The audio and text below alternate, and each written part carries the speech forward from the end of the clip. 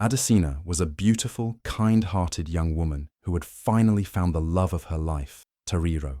He was everything she had ever dreamed of, loving, respectful, and devoted to her. Their wedding day was magical, filled with joy, laughter, and the blessings of friends and family. As Adesina walked down the aisle, her heart swelled with happiness. She believed she was stepping into a future filled with love and peace. But in the crowd, one pair of eyes held no joy. Mama Folak, Tariro's mother. She sat stiffly, her lips pressed into a thin line, watching the ceremony with cold disapproval. In her heart, she had already decided that Adesina was not good enough for her son. She believed Tariro deserved someone better, someone from a wealthier or more prestigious family. No matter how much Tariro loved his bride, Mama Folake had made up her mind. Adesina would never be welcome in her home. At the wedding, Mama Folake smiled politely, but inside, her heart burned with resentment. While others blessed the couple with good wishes, she whispered a vow to herself, "This marriage will not last. I will make sure of it." And so, while Adesina celebrated the happiest day of her life, she had no idea that a storm was already brewing, one that would soon turn her world upside down. When Adesina married Tariro, she believed she had found a second home with his family. With excitement in her heart, she packed her belongings and moved into his family house, ready to start a new chapter. She knew that living with in-laws could be challenging, but she was determined to be respectful, kind, and patient. More than anything, she hoped to form a strong bond with Tariro's mother, Mama Folak. She wanted to be like a daughter to her, to love and care for her the way she would her own mother. But from the very first day, Adesina could feel something was wrong. The moment she entered the house, Mama Folake barely looked at her. While the other family members welcomed her, Mama Folake only gave a small nod before walking away. There was no warmth in her voice, no kindness in her eyes. It was as if she were a stranger, not the wife of her beloved son. At first, Adesina told herself it was just nerves. Maybe Mama Folake needed time to adjust.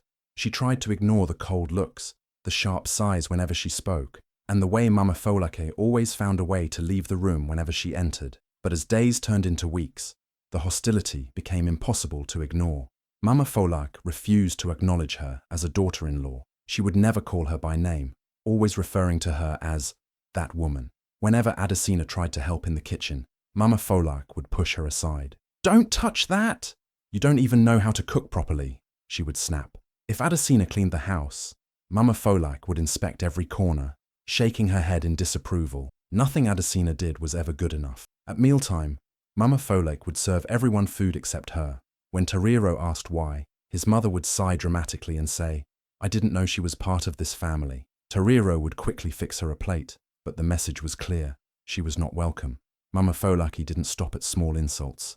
She started spreading rumors. She told the neighbors that Adesina was lazy, that she had trapped Tariro into marriage, that she was trying to steal him away from his family. "She wants to turn my son against me," she whispered to anyone who would listen. And slowly, the whispers grew. Some of the family members who once smiled at Adesina now looked at her with suspicion. But the worst part? Tariro was stuck in the middle. Adesina loved her husband deeply, and she knew he loved her too. But every time he tried to defend her, Mama Folak would turn the situation against him. "Oh, so now I'm the bad one," she would cry, wiping imaginary tears from her eyes. "You are choosing this woman over your own mother, the woman who gave birth to you, who raised you, who sacrificed everything for you." Tariro, like many sons raised to respect their mothers, felt trapped. He didn't want to disrespect his mother, but he also hated seeing his wife suffer. Every night, he would hold Adesina and whisper, "Just give her time, she will come around." But Adesina wasn't so sure. One night, she overheard Mama Folek talking to her friend. "I will never accept her. Over my dead body will she ever be the queen of this house. She will leave, either on her own or by force." Adesina's hands trembled as she listened. She had done nothing wrong. She had loved Tariro with all her heart. Yet, here she was, being treated like an intruder in her own home. She wanted to tell Tariro, but deep down, she knew what would happen. Mama Falak would cry, play the victim, and Tariro would be left confused again. So, she stayed silent. She tried harder. She woke up earlier, cooked the best meals, cleaned the house spotless, and smiled even when her heart was breaking. But nothing changed. The more she tried to win Mama Falaka's love, the more the older woman pushed her away. One afternoon, as Adesina sat alone in her room, she felt a tear slip down her cheek. She missed her family. She missed a home where she was loved, where she was valued. But she had vowed to stand by Toriro, and she wasn't ready to give up. What she didn't know was that Mama Folek had already made up her mind. She wasn't waiting for Adesina to leave. She was planning to throw her out. And soon, that moment would come. A storm was brewing, and Adesina was about to face the worst night of her life. She had dreamed of waking up beside her husband, sharing laughter over breakfast, and building a home filled with warmth. But instead, she found herself living in a house where every step she took felt like walking on broken glass. From the moment she entered Mama Folek's house, she had been treated like an unwanted guest. But now, the hatred had grown even stronger. There was no longer any attempt to hide it. Mama Folek made it clear that Adesina was not welcome. Every day was a new battle. From the moment Adesina woke up, she was met with insults. If she cooked, Mama Folek would push the food aside and say, "Is this what you call a meal? No wonder my son is losing weight." If she cleaned, Mama Folek would inspect every corner, shaking her head in disgust. "Didn't your mother teach you how to keep a home? Or did you come here to turn my house into a pigsty?" Nothing Adesina did was ever good enough. At first, the other family members stayed neutral, but Mama Folek was a master of manipulation. She whispered in their ears, planting seeds of doubt.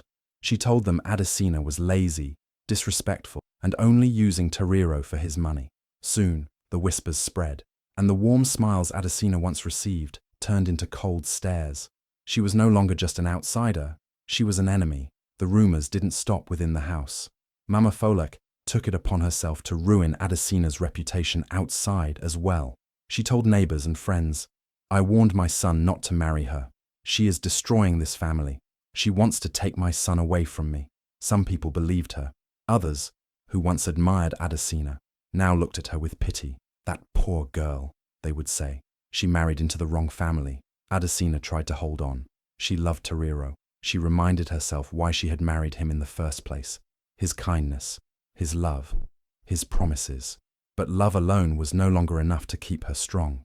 Every night she cried in silence, lying next to the man who was supposed to protect her. Toriro saw the pain in her eyes, but he was trapped between two worlds. When Adesina complained, he would sigh, "Just ignore my mother. She doesn't mean it." But she did mean it, every single word. Toriro wanted to believe his mother would change, but he failed to see the damage she had already done. Adesina was slowly losing herself. She no longer laughed like she used to. Her energy was drained from trying to prove her worth to a woman who had already decided she was worthless. Then came the worst nights, the ones when Mama Folake didn't just use words. One evening, after dinner, Adesina was washing the dishes when Mama Folake stormed into the kitchen. "You are useless," she shouted, slamming a plate onto the counter. "You can't even wash dishes properly. What exactly do you bring to this house? You have no value here." Tears burned in Adesina's eyes, but she swallowed them back. "I am trying my best, Mama," she said softly. Mama Folake scoffed. "Your best? Your best is a joke. I don't know what spell you used on my son, but it won't last forever. One day, he will open his eyes and realize he made the biggest mistake of his life." That night, Adesina lay in bed, staring at the ceiling. What if she was right? What if Toriro regretted marrying her? She turned to face her husband.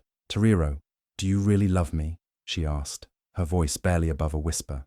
Toriro looked at her surprised. "Of course I do. Why would you ask that?" Adesina bit her lip. "Because it feels like I'm fighting alone. It feels like I don't belong here, and I don't think I can take it much longer." Toriro sighed heavily. "I know my mother is difficult, but she's still my mother. What do you want me to do, Adesina? Choose between you and her." Yes, that was exactly what she wanted him to do. But she knew that if she said it, he would only feel more pressured. So she remained silent, the pain swelling in her heart. She tried to endure, for Toriro, for the love they had once shared. But endurance has a limit, and soon Adesina would reach hers.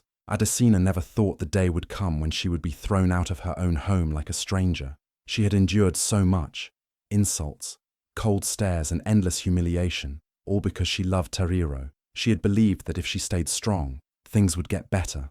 But on this fateful night, she would learn the bitter truth. Mama Folek would never accept her, and she was willing to go to any length to get rid of her. That evening, Toriro had left for a business trip.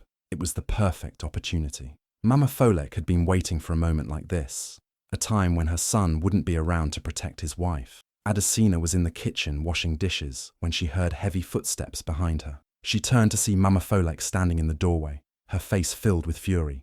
"You useless girl!" Mama Folek spat. "I have had enough of you. Tonight, you leave my house." Adesina's heart stopped. Leave? At night? "Mama, what have I done?" she asked, her voice shaking. Mama Folek took a step closer, her eyes burning with hatred. "You dare to question me? You have been disrespecting me since the day you stepped into this house. I have been patient, but I will not tolerate your presence here anymore."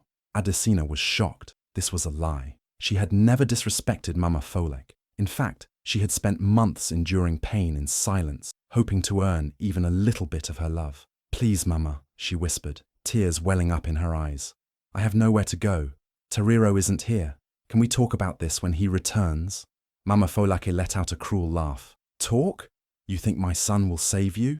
You think he will choose you over his own mother? Foolish girl. Get out of my house before I drag you out myself." Adesina's hands trembled. She turned to look at the other family members in the living room, hoping someone, anyone, would defend her. But they all looked away. Not a single person spoke up for her. She was completely alone. When Adesina didn't move, Mama Folake's patience ran out. She grabbed Adesina's arm and pulled her towards the front door. "Mama, please!" Adesina cried, struggling to free herself. But Mama Folake was too strong. With one final push, she shoved Adesina out of the house and slammed the door shut. The sound of the lock clicking echoed in the cold night air. Adesina stood there, frozen. She could hear her heart pounding in her ears. She knocked on the door, her hands shaking. "Mama, please open the door. Where will I go?" she begged, but there was only silence. Tears streamed down her face as she stepped back, staring at the house that had once been her home. The house she had suffered in, the house she had tried to turn into a home, despite the hatred. And now, she was outside, thrown away like trash. She looked around. The streets were dark, empty. The wind was cold, biting against her skin. She had no phone, no money, and no idea where to go. Her feet started moving, even though she had no destination. She walked and walked, her tears mixing with the night air. "What did I do to deserve this?" she whispered to herself. She passed by houses with warm lights, families laughing inside, a painful reminder of everything she had lost. She thought of Toriro. Would he believe her when he came back? Or would he believe his mother's lies? Would he come looking for her? Or would he let her disappear? Her body shivered as the night grew colder. Her heart felt heavier with every step. And then suddenly, her knees gave out. She collapsed on the side of the road, sobbing. She had given everything, her love, her respect, her patience. And yet here she was, alone in the cold, abandoned by the very people who were supposed to be her family. This was not just betrayal. This was the end. The night was cold, and her feet ached. But she kept moving because stopping meant facing the reality of her situation. She had nowhere to go. She had been thrown out like she was nothing. Her husband, the man she had sacrificed everything for, was not there to defend her. Her heart ached more than her body.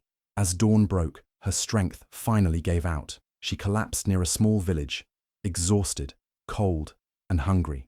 Her world had crumbled, and she had no idea how to start again. She lay on the ground, too weak to move, when a soft voice reached her ears. "My child, are you all right?" Adesina barely managed to lift her head.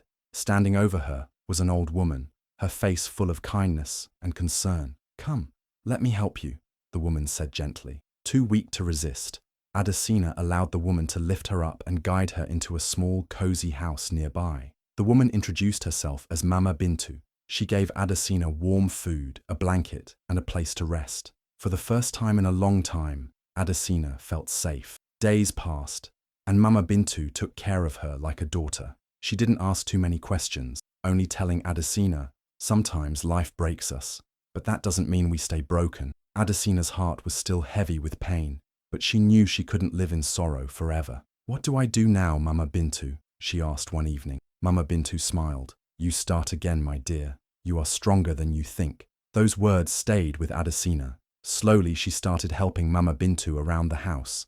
Then in the small shop she ran in the village.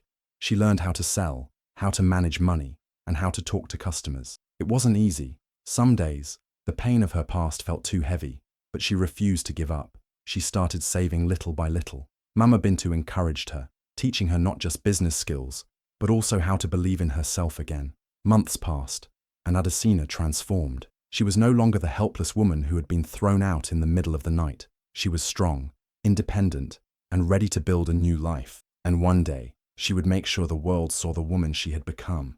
Tariro stepped into the house with a tired but happy heart. He had been away on a business trip for days, and all he wanted was to hold his wife, Adesina, in his arms. She was his peace, his home.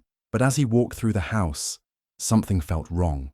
The air was heavy. The silence was strange. "Adesina," he called out, expecting her to come running with her warm smile. No answer. His heart pounded. He walked to their bedroom, but it was empty. Her clothes, her belongings, gone. "Where is my wife?" he asked, his voice filled with panic. Mama Folake sat in the living room, sipping tea as if nothing had happened. She barely looked at him as she said, "She left." Tariro froze. "Left? What do you mean left?" Mama Folake sighed dramatically. She packed her things and walked out. No explanation, no goodbye, just left. His chest tightened. This couldn't be true. Adesina would never just leave him like that. "You're lying," he said, his voice shaking. Mama Folak placed her cup down and looked at him. "Why would I lie? The girl was never committed to this marriage. I told you from the start. She was never the right woman for you." Tariro's head spun. His hands trembled as he reached for his phone, dialing Adesina's number over and over again. No answer. He ran outside, asking the neighbors if they had seen her. Some shook their heads. Others hesitated before saying, "We saw her walking alone that night. She looked troubled." That night, Tariro turned to his mother. "What happened that night? Tell me the truth." Mama Folaka sighed. "I only told her the truth, that she was not a good wife. Maybe she finally realized it and left." A sharp pain stabbed Tariro's heart. He couldn't believe what he was hearing. He had trusted his mother to protect his wife while he was away, and now Adesina was gone. He searched for her everywhere. He went to her friends, checked every place they had ever been together, even traveled to her hometown. But she had disappeared. Days turned into weeks. Weeks turned into months. And still, no sign of Adesina.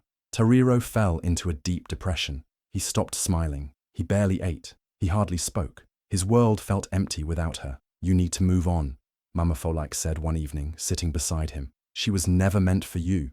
A good wife would never just walk away." Tariro clenched his fists. Deep down, he knew his mother had something to do with Adesina's disappearance. But he had no proof, no way to bring her back. So, he sat in the same house that once held their love, now filled with nothing but regret. And for the first time in his life, he hated the place he called home. Over the years, Adesina transformed her life through relentless hard work and determination. Starting with a small market stall, she sold handmade crafts and local produce. Her keen eye for quality and her warm, engaging personality quickly drew customers, and her reputation grew. She saved every penny, reinvesting her earnings to expand her offerings. Her stall became a small shop, and soon, she opened multiple locations across the region. Adesina became known not just for her business acumen, but also for her resilience and intelligence. She hired local workers, providing employment opportunities and mentoring other women, encouraging them to pursue their own entrepreneurial dreams. Despite her success, the pain of her past never fully left her. She carried it with grace, using it as a driving force rather than a burden. She no longer saw herself as a victim, but as a survivor and a leader. Meanwhile, Tariro's life took a different turn. After Adesina's disappearance, he was consumed by guilt and sorrow. He never found happiness, and his family's business began to decline. Without Adesina's positive influence, Tariro struggled to keep things afloat, and the once thriving enterprise slowly crumbled. He realized too late the depth of his loss, both personally and professionally. Adesina's journey from a heartbroken woman to a successful entrepreneur is a testament to the strength of the human spirit. Her story inspires others to overcome adversity and build a life of purpose and success. Mama Folake had always prided herself on her sharp business acumen. She believed she had the Midas touch, with every venture she undertook turning into gold. However, overconfidence can be a dangerous companion. She began making risky investments, ignoring the cautious advice of her peers. She dismissed their concerns, convinced that her instincts were infallible. But the market is an unpredictable beast. One by one, her investments began to sour. Projects she had poured money into failed to yield returns. Partners she had trusted betrayed her trust. absconding with funds. The once thriving empire she had built started to crumble, each failed venture chipping away at its foundation. The stress of these failures took a toll on her health. Sleepless nights and constant anxiety became her new reality. Her once commanding presence diminished, replaced by a frail and haggard appearance. But perhaps the most significant blow was yet to come. Tariro, her son, had always been under her influence. She had orchestrated his life, believing she knew what was best for him. But everyone has a breaking point. Witnessing the downfall of the family business and feeling suffocated by his mother's control, Tariro made a decision that shocked her to her core. "Mother, I can't do this anymore," Tariro said one evening, his voice heavy with resignation. "What are you talking about?" Mama Folake replied, her eyes narrowing. "I've decided to leave. I need to find my own path, away from all this." He gestured around, indicating the remnants of their failing business and the toxic environment that had enveloped their home. "You ungrateful boy! After everything I've done for you!" She spat, anger masking the fear bubbling beneath the surface. "That's just it, Mother. You've done everything for me, except let me live my own life," Tariro responded, his tone firm yet sorrowful, and with that, he left, leaving Mama Folake alone in a house that now felt unbearably empty. The isolation weighed heavily on her. Without her son and with her business in ruins, she found herself alienated from the community. Neighbors who once sought her counsel now avoided her, whispers of her downfall echoing in the streets. Pride had been her armor, but now it was her prison. Her health deteriorated rapidly. Without adequate funds, she couldn't afford proper medical care. The woman who once commanded rooms now struggled to get out of bed. Desperation gnawed at her, but her pride refused to let her seek help. Days turned into weeks, and her condition worsened. Finally, swallowing the remnants of her pride, she reached out to distant relatives and old acquaintances, pleading for assistance. "Please, I need help. I'm not well," she would say, her voice trembling. But the responses were cold. "After the way you treated everyone, you expect sympathy now," one replied. "We have our own problems to deal with," said another. Each rejection was a dagger to her already wounded spirit. She had burned so many bridges in her pursuit of control and success that now, in her time of need, there was no one left to turn to. One rainy afternoon, weak and defeated, she ventured out to the local marketplace. The once bustling area, where she had been a dominant figure, now seemed foreign and unwelcoming. She approached stall after stall, her frail hands extended, begging for any assistance. Some vendors turned away, unwilling to meet her gaze. Others offered small coins, more out of pity than compassion. The whispers followed her, a symphony of schadenfreude. "Isn't that Mama Folake? How the mighty have fallen," one person murmured. "She brought this upon herself," another replied. Each comment was a reminder of her past actions, the seeds she had sown now bearing bitter fruit. As the days passed, her situation grew more dire. She was forced to sell her belongings piece by piece, just to afford basic necessities. The lavish life she once led was now a distant memory, replaced by a harsh reality she had never anticipated. In her solitude, she had ample time to reflect. Regret became her constant companion, memories of past misdeeds replaying in her mind. She thought of Adesina, the daughter-in-law she had wronged, and wondered if her current suffering was a form of karmic retribution. But reflection without action is futile. Mama Folake knew she had to make amends, but the path to redemption was unclear. With no family left and her health declining, she faced an uncertain future, one that seemed to be a direct consequence of her past choices. And so, in the twilight of her life, Mama Folake found herself utterly alone, a stark contrast to the powerful matriarch she once was. The empire she had built lay in ruins, and the relationships she had taken for granted were beyond repair. Her story served as a poignant reminder that the actions we take and the choices we make inevitably come full circle, often when we least expect it. Mama Folake's health had declined rapidly. Once a commanding presence in her community, she now found herself frail and destitute, with no one to turn to. Her past actions had alienated friends and family alike, leaving her isolated in her time of need. Desperation led her to seek assistance from a local charity organization known for helping the impoverished and sick. On a sweltering afternoon, a volunteer escorted her into the charity's modest office. The room was simple yet orderly, with shelves lined with medical supplies and food staples. Seated behind a wooden desk was a woman engrossed in paperwork, exuding authority and compassion. Mama Folake, her vision blurred by weakness, could barely make out the features of the person before her. The woman looked up, her eyes meeting Mama Folake's. There was a flicker of recognition, but she maintained her professional demeanor. "Good afternoon," she greeted warmly. "How can we assist you today?" Mama Folake's voice trembled as she spoke, each word a testament to her vulnerability. I am unwell and have nowhere else to go. I heard your organization helps those in need." The woman nodded, her expression softening. "You've come to the right place. We will do everything we can to help you." She signaled to a volunteer to bring water and a chair for Mama Folake. As the volunteer assisted her, Mama Folake's gaze remained fixed on the woman behind the desk. There was something familiar about her, a haunting echo from a past she had tried to forget. But her mind, clouded by illness and fatigue, couldn't piece it together. The woman rose from her seat and approached, her movements graceful yet commanding. "May I ask your name?" she inquired gently. "Folake," she replied, her voice barely above a whisper. A momentary silence enveloped the room, thick with unspoken emotions. The woman's eyes reflected a complex mix of empathy and sorrow. Taking a deep breath, she spoke, her voice steady but tinged with emotion. "Folake, it's been many years. I am Adesina." The name struck Mama Folake like a bolt of lightning. Memories she had long suppressed came rushing back, the disdainful glances, the harsh words. The night she'd cast out her son's wife without remorse. Her heart pounded in her chest as she stared at the woman before her, now a beacon of strength and compassion. Guilt washed over her, rendering her speechless. The magnitude of her past cruelty weighed heavily on her frail shoulders. She opened her mouth to speak, but shame choked her words. Tears welled up in her eyes, spilling over and tracing lines down her withered cheeks.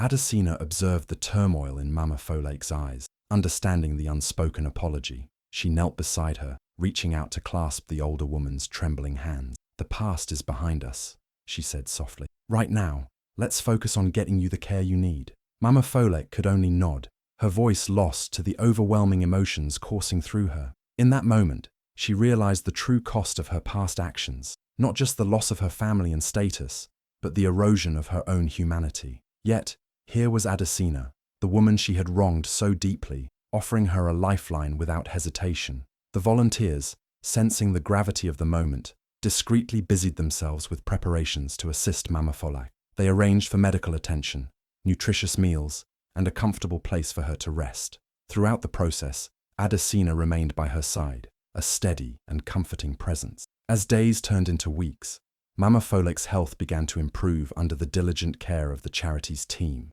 Adesina visited her regularly, their conversations gradually delving into the past.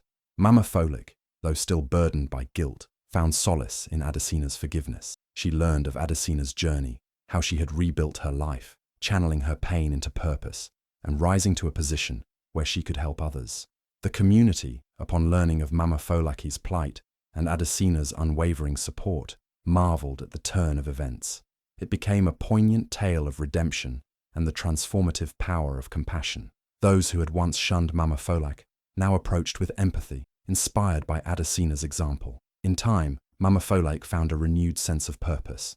She began volunteering at the charity, using her experiences to counsel others facing hardship. Her past, once a source of shame, became a wellspring of wisdom and empathy. Through Adesina's grace, she discovered the profound healing that comes from forgiveness, both given and received. Their relationship evolved into one of mutual respect and understanding, transcending the pain of their shared history.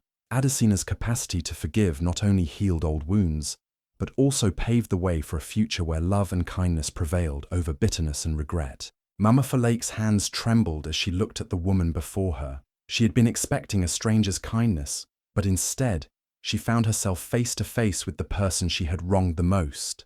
Adesina, the same young woman she had thrown out of her home years ago, now stood before her, powerful and successful. Guilt hit Mama Folake like a storm, and tears filled her eyes. She fell to her knees. "Please, Adesina," she sobbed. "I was wrong. I was blinded by pride and cruelty. Can you ever forgive me?" Her voice cracked and her body shook with regret. She had lost everything: her wealth, her family, her health. But this was the greatest loss of all. Adesina took a deep breath. The past flashed through her mind. The insults, the betrayal, the cold night when she had been thrown out with nothing. But despite it all, she had risen. She had rebuilt her life, and now, standing here, she held all the power. Yet revenge did not interest her. "Mama Folek," she said softly, kneeling to meet the woman's teary eyes, "I suffered because of you, but I also became stronger because of that suffering." She reached out, gently lifting Mama Folek's frail hands. "I choose kindness." Mama Folek sobbed harder, overwhelmed by Adesina's mercy. In that moment, she realized true strength was not in wealth or control, but in the ability to forgive. News of the encounter spread, and soon, Toriro heard what had happened. Shame and regret weighed heavily on him. He had spent years searching for Adesina, never finding peace. Now he knew where she was, but she was no longer the woman who had once waited for his love. She had moved on. Still, he needed to see her. When he finally stood before her, words failed him. "Adesina," he whispered. His eyes begged for another chance, but he could see the truth. She was free. She smiled, but it was not the smile of the woman he had once known. It was a smile of strength, of someone who had conquered pain and grown beyond it. "Toriro," she said gently, "life has taken us on different paths." There was no anger in her voice, no bitterness, just peace. Toriro lowered his head, understanding that he had lost her forever. But in that moment, he also realized something else. Adesina had won, not through revenge, not through hatred, but through resilience. As Mama Folek received care and a second chance at life, Adesina stood tall, proving that true power lies in kindness. Hatred had tried to destroy her, but love had made her unstoppable.